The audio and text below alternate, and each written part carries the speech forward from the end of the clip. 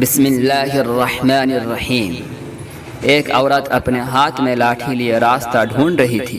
وہ زمانے کی مصیبتوں کی ماری ہوئی تھی۔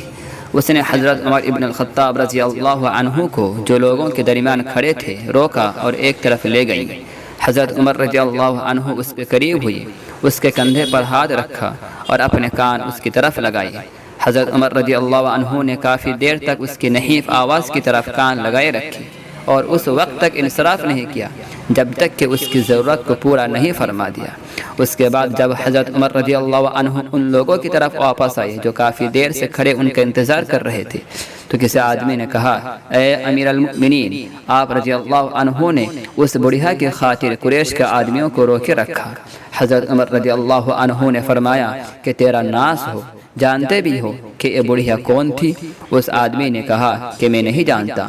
حضرت عمر رضی اللہ عنہ نے فرمایا کہ یہ وہ خاتون ہیں جن کا شکوہ اللہ تعالیٰ نے ساتوں آسمان کے اوپر سنا۔ یہ خولہ بنت ثعلبہ رضی اللہ عنہا ہے۔